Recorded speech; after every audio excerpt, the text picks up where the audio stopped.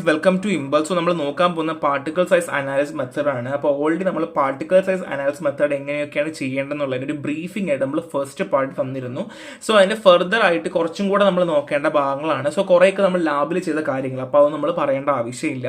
So basically particle size correct ആയിരിക്കണം, optimal ആയിരിക്കണം. ഇല്ലെങ്കിൽ എന്താ സംഭവിക്കുക, നമുക്ക് മാനുഫാക്ചറിംഗിൽ ഒരുപാട് ഇൻസ്റ്റെബിലിറ്റീസ് ഉണ്ടാവും അല്ലേ.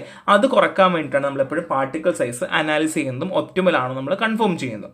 അപ്പോൾ ഫസ്റ്റ് വൺ ഈ സീവിംഗ് മെത്തേഡ് നിങ്ങൾ ലാബിൽ ചെയ്ത കാര്യമാണ് അല്ലേ. അപ്പോൾ സീവിംഗ് നമ്മൾ ചെയ്യുന്ന ഡ്രൈ പൗഡേഴ്സിലാണ് ചെയ്യുക. സോ ബേസിക്കലി ലിക്വിഡ് സസ്പെൻഷനോ അല്ലെങ്കിൽ അഗ്ലോമറേറ്റ് ചെയ്യുന്നതോ, അങ്ങനെ ഡ്രൈ സീവിംഗ് സമയത്ത് അഗ്ലോമറേറ്റ് ചെയ്യുന്ന പൗഡേഴ്സോ അല്ലെങ്കിൽ വെറ്റ് സീവിംഗ് ഒക്കെ നമുക്കിതിൽ ഉപയോഗിക്കാൻ പറ്റും എന്നുള്ളതാണ്. ബേസിക്കലി ഡ്രൈ പൗഡേഴ്സ് ആണ് നമ്മൾ കൂടുതലായിട്ട് ക്യാരി ഔട്ട് ചെയ്യുന്നത് കേട്ടോ.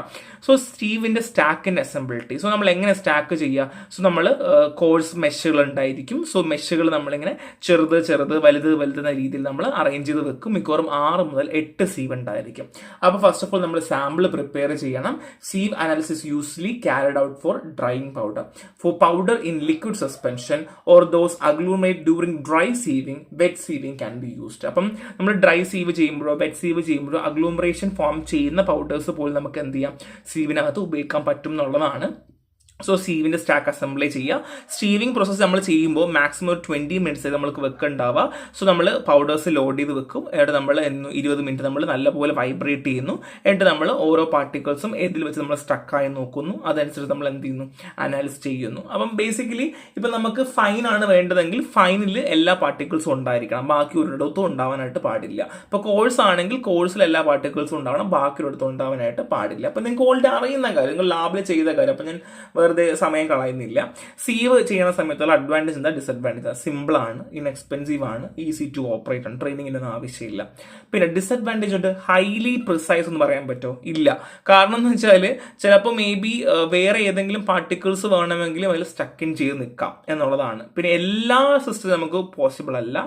സോ അനാലിസിസ് റേഞ്ച് പറയുവാണെങ്കിൽ ISO sets A lower C diameter of 40 μm and upper limit 1000 μm. So ISO അറിയാലോ, ISO ആണ് നമുക്കൊരു സ്റ്റാൻഡേർഡ് ആയിട്ടുള്ള ലിമിറ്റ് വെച്ചിട്ടുണ്ട്. 45 μm അപ്പർ ലിമിറ്റ് 1000 ആണ്. സോ പ്രാക്ടീസ് സീവ് നമുക്ക് എത്ര ചെയ്യാം, 5 മുതൽ 1,25,000 μm വരെയുള്ള സൈസിൽ നമുക്ക് പ്രാക്ടിക്കലി സീവിൽ നമുക്ക് അനാലിസ് ചെയ്യാൻ പറ്റും എന്നുള്ളതാണ്. സോ സിമ്പിൾ ആണ്, നിങ്ങൾ പ്രാക്ടിക്കലി നിങ്ങൾ ചെയ്തിട്ടുള്ളത് കൊണ്ട് നിങ്ങൾക്ക് അറിയാം, അതിനെപ്പറ്റി ഫർദർലി എക്സ്പ്ലെയിൻ ചെയ്യേണ്ട ആവശ്യമില്ല. അടുത്ത സെഡിമെന്റേഷൻ മെത്തേഡാണ്. ഇത് നിങ്ങൾ ഓൾറെഡി ചെയ്തിട്ടുള്ളതാണ്. ആൻഡർസൺ പിപ്പറ്റ് മെത്തേഡ് നിങ്ങൾ ചെയ്തിട്ടുണ്ടായിരിക്കും. സോ പാർട്ടിക്കിൾ സൈസ് ഡിറ്റർമൈൻ ചെയ്യുന്നത് എത്രത്തോളം പൗഡേഴ്സ് അതിൽ റിട്ടൈൻ ചെയ്യുന്നുണ്ട്, എത്രത്തോളം ആ ഒരു ഫ്ലൂയിഡിൽ ഉണ്ട് നമ്മൾ അളവ് നോക്കുകയാണ് ചെയ്യേണ്ടാവുക. സോ നമ്മളൊരു പ്രോപ്പർ ടൈമിൽ നമ്മൾ ആ ഫ്ലൂയിഡ് നമ്മൾ അവിടെ നിന്ന് എടുത്തുകൊണ്ട് അതിൽ എത്രത്തോളം പാർട്ടിക്കിൾസ് ഉണ്ടെന്ന് അറിയും. സോ നിങ്ങൾ ഓൾറെഡി ചെയ്ത കാര്യമാണ്. സോ 2 രീതിയിലാണ് നമ്മൾ ഈ സെഡിമെന്റേഷൻ മെത്തേഡിനെ ക്ലാസിഫൈ ചെയ്യുന്നത്. The first one is measurement in A retention zone and non retention measurement zone. അങ്ങനെ 2 ആയിട്ടാണ് നമ്മൾ ഈ മെഷർമെന്റിനെ അല്ലെങ്കിൽ നമ്മൾ ഒരു മെത്തേഡിനെ ക്ലാസിഫൈ ചെയ്യുന്നത്. Measurement in retention zone and non retention measurement zone എന്നതിന് 2 ക്ലാസിഫൈ ചെയ്യുന്നുണ്ട്.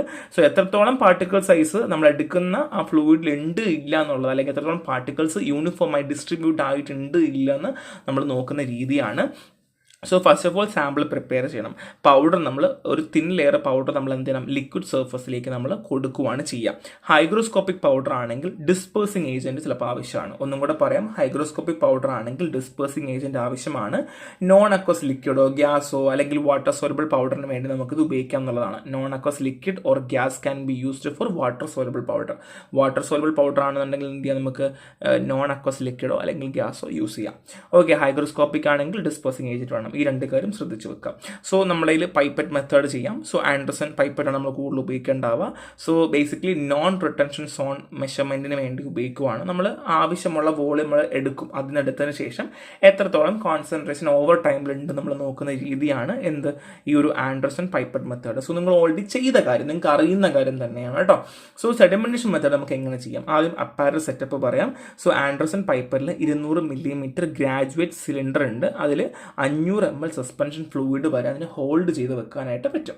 എന്താണ് 200 mm ഗ്രാജുവേറ്റ് സിലിണ്ടറാണ്. 500 ml സസ്പെൻഷൻ ഫ്ലൂയിഡ് വരെ എന്തെങ്കിലും പിടിച്ചു നിർത്താനായിട്ട് പറ്റും. ഒരു സെൻട്രൽ ലൊക്കേറ്റ് പൈപ്പറ്റ് ഉണ്ട്, ഒരു ഗ്ലാസ് സ്റ്റോപ്പർ ഉണ്ടാവും, ടിപ്പിൽ 0 ലെവൽ വരെ നമുക്കത് ഇൻഡിക്കേറ്റ് ചെയ്ത് കാണാനായിട്ട് പറ്റും. സോ ഇത് നിങ്ങൾക്ക് ഓൾറെഡി അറിയാം, നിങ്ങൾ കണ്ട കാര്യം അല്ലേ.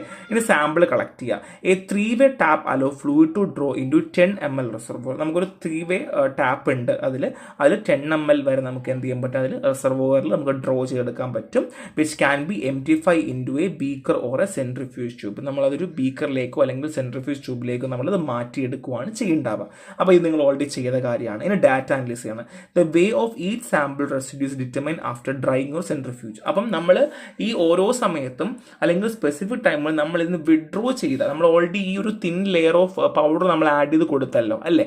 അതിനുശേഷം നമ്മൾ ഇതിൽ നിന്ന് ഈ ഒരു ആൻഡർസൺ പൈപ്പറ്റ് വെച്ച് നമ്മൾ മാറ്റിയ സാധനത്തെ നമ്മൾ സെൻട്രിഫ്യൂജ് ചെയ്തുകൊണ്ടോ ഡ്രൈ ചെയ്തുകൊണ്ടോ എത്രയാണ് വെയിറ്റ്, പാർട്ടിക്കിൾ സൈസിൽ എത്രയാണ് ഉണ്ടെന്നുള്ളത് നമുക്ക് ഡിറ്റർമൈൻ ചെയ്ത് നോക്കുന്ന രീതിയാണ് എന്ത്, സെഡിമെന്റേഷൻ മെത്തേഡിൽ ആൻഡർസൺ പൈപ്പറ്റ്. അപ്പം മറന്നു പോകരുത്, സിമ്പിളാണ്, നിങ്ങൾ ചെയ്ത കാര്യമാണ്. സോ സ്റ്റോക്സ് ലോ നിങ്ങൾക്ക് ഓൾറെഡി അറിയാം. സ്റ്റോക്സ് ലോ എന്താണ് എന്നുള്ളത് അറിയാം.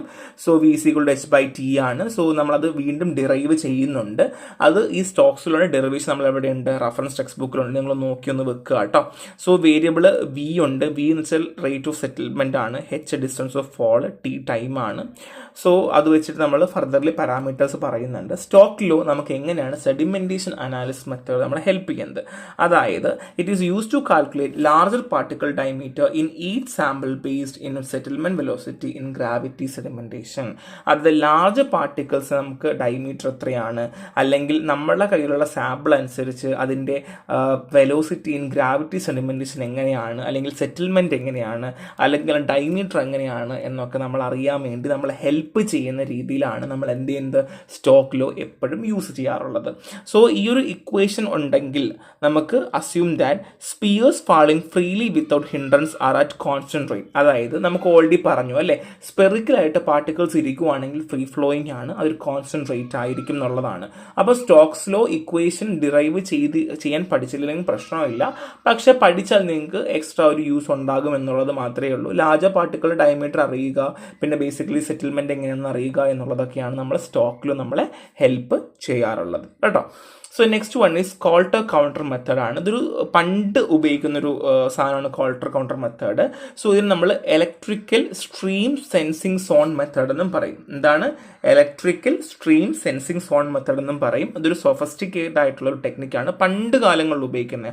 സോ നമുക്ക് പ്രിസൈസ് ആയിട്ടുള്ള ഒരു പാർട്ടിക്കിൾസ് നമുക്ക് അറിയാൻ പറ്റും, പക്ഷെ ഇപ്പോഴും ഉപയോഗിക്കാറൊക്കെ ഉണ്ട് കേട്ടോ. സോ നമ്മൾ പൗഡർ സാമ്പിൾ നമ്മൾ എടുക്കുക. Powder sample dispose in a electrolyte to form a very dilute suspension. നമ്മളൊരു സസ്പെൻഷൻ ഉണ്ടാക്കിയെടുക്കുക.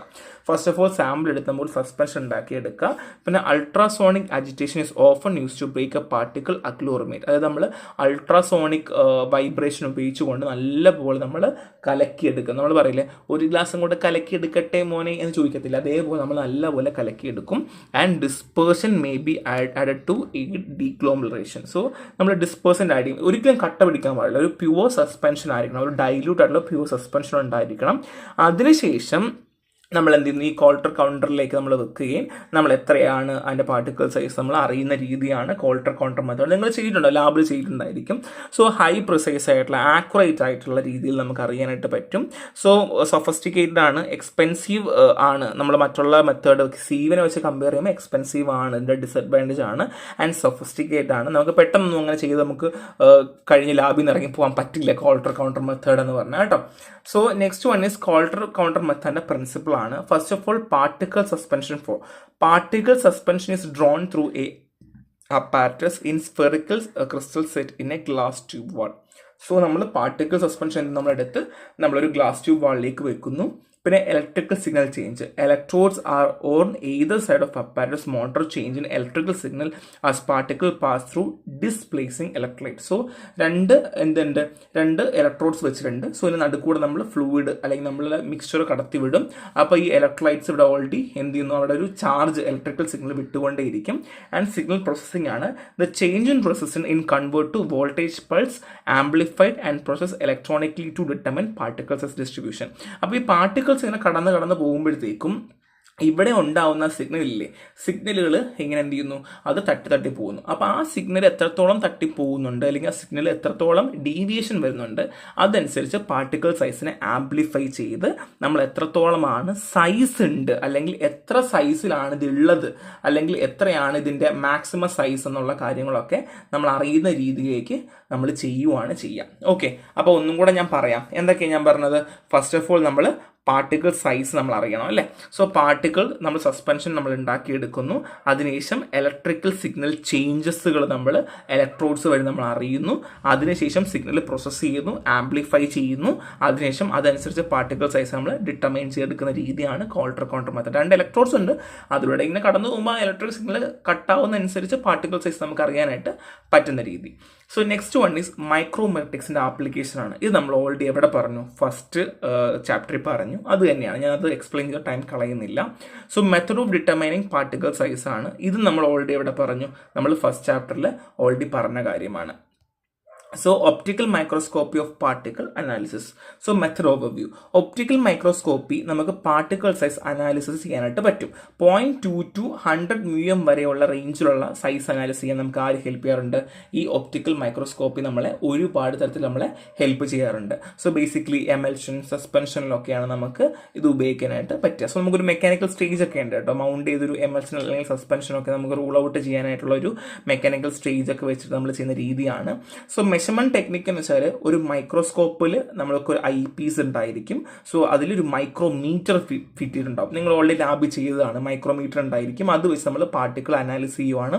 എത്രത്തോളം പാർട്ടിക്കിൾസ് ഉണ്ട് നമ്മൾ നോക്കും. നമ്മൾ അതനുസരിച്ച് അതിൻ്റെ സൈസ് അറിയുന്നതാണ് നമ്മൾ ഓൾറെഡി ചെയ്തത്. നമ്മൾ മൈക്രോസ്കോപ്പിൽ പകരം ആ ഒരു ഐ പീസിന് അവിടെ ഒരു മൈക്രോമീറ്റർ വെക്കും. നമുക്ക് ഓൾറെഡി അറിയാം. നമ്മൾ ഒരു മെക്കാനിക്കൽ സ്റ്റേജ് ഉണ്ടായിരിക്കും. നമ്മൾ ഇറക്കി വെച്ചതിന് ശേഷം നമ്മൾ എത്രത്തോളം എന്ന് കൗണ്ട് ചെയ്ത് നമ്മൾ അറിയുന്ന രീതിയാണ്. സോ ലിമിറ്റേഷൻ ഉണ്ട്. എന്താണ് limitation? Diameter is obtained from only 2 dimension of the particle. 2 dimension of particle മാത്രമേ നമുക്ക് അറിയാൻ പറ്റുള്ളൂ. ഈ മെത്തഡ് സ്ലോ ആണ്, ടീഡിയസ് ആണ്. കൗണ്ട് ചെയ്യുക എന്ന് പറയുന്നത് ഭയങ്കര ബുദ്ധിമുട്ടാണ് അല്ലേ. ഞാനൊക്കെ കള്ളക്കണക്കൊക്കെ കൊടുക്കാറുണ്ട് കേട്ടോ. അങ്ങനെയാണ് ഞാനൊക്കെ ഇറങ്ങി വരിക. സോ ഭയങ്കര പാടാണ് നമുക്കത് ഉണ്ടാക്കിയെടുക്കുക, അല്ലെങ്കിൽ എത്ര പാർട്ടിക്കിൾസ് ആണെന്ന് അറിയാന്ന് പറയുന്നത് ഒപ്റ്റിക്കൽ മൈക്രോസ്കോപ്പി ഭയങ്കര മെനക്കെട്ട പരിപാടിയാണ്. സോ പക്ഷേ എളുപ്പമാണെന്താനും അല്ലേ. So next one is density of powders ആണ്. ഇത് നമ്മൾ എവിടെ പറഞ്ഞതാണ്? ഫസ്റ്റ് ചാപ്റ്ററിൽ പറഞ്ഞതാണ്. സോ നിങ്ങൾ വായിച്ച് നോക്കിയാൽ മതിയായിരിക്കും. ഫ്ലോ പ്രോപ്പർട്ടിയുടെ ഇമ്പോർട്ടൻസ് എന്തൊക്കെയാണ്, എങ്ങനെയാണെന്നുള്ളത് നമ്മൾ ഓൾറെഡി മെൻഷൻഡ് ആണ്, പറഞ്ഞതാണ്. അത് നിങ്ങൾ വായിച്ച് നോക്കിയാൽ മതിയായിരിക്കും. സോ ഇവാലുവേഷൻ ഓഫ് ഫ്ലോയബിലിറ്റി, ഇത് നമ്മൾ എവിടെ പറഞ്ഞു? ഫസ്റ്റ് ചാപ്റ്ററിൽ പറഞ്ഞു. വായിച്ച് നോക്കുക. സോ ഇന്റർപ്രിറ്റിംഗ് ഫ്ലോ പ്രോപ്പർട്ടി മെഷർമെന്റ് ആണ്. സോ ഈ ഫ്ലോ പ്രോപ്പർട്ടി എങ്ങനെയായിരിക്കണം, എന്തൊക്കെയാണെന്നുള്ളതാണ്. സോ എക്സലന്റ് ഫ്ലോ എങ്ങനെ, ഗുഡ് ഫ്ലോ എങ്ങനെ, ഫെയർ എങ്ങനെ, വെരി പുവർ എങ്ങനെ, ഇതും ഇമ്പോർട്ടൻ്റ് ആണ്. എവിടെ ഇമ്പോർട്ടൻ്റ് ആണ്? നമുക്ക് പരീക്ഷയ്ക്ക് വളരെ ഇമ്പോർട്ടൻ്റ് ആണ്. പഠിച്ചു വെക്കുക. കാസ് ഇൻഡെക്സ് എങ്ങനെയാണ്, ഹോസ്നസ് റേഷ്യോ എങ്ങനെ, ആംഗിൾ ഓഫ് റീപോസ് എങ്ങനെയാണെന്നുള്ളത് ബ്രീഫായിട്ട് കൊടുത്തിട്ടുണ്ട്. പറ്റുന്നവരൊക്കെ പഠിച്ചു വെക്കുക. Because it's very very important. നിങ്ങൾക്ക് വരച്ച് മാർക്ക് കിട്ടും, ഉറപ്പായിട്ടും കിട്ടും കേട്ടോ. സോ ഒരു സിമ്പിൾ ചാപ്റ്റർ ആണ് മൈക്രോമെട്രിക്സ് പറയുവാണെങ്കിൽ. ആകെപ്പാട് ഒരു പാർട്ടിക്കിൾ സൈസ് ഡിറ്റർമിനേഷൻ എങ്ങനെയാണെന്ന് പറയാൻ വേണ്ടി ഒരു ചാപ്റ്റർ എടുത്തു എന്നുള്ളത് മാത്രമേ ഉള്ളൂ. സോ ഓൾറെഡി പറഞ്ഞ കാര്യങ്ങളൊക്കെ വീണ്ടും റിപ്പീറ്റിംഗ് ആണ്. നിങ്ങൾക്ക് അത് ഓർമ്മയുണ്ടെങ്കിൽ നിങ്ങൾക്ക് എളുപ്പമായിരിക്കും. സോ നെക്സ്റ്റ് വീഡിയോ കാണാം. Thank you.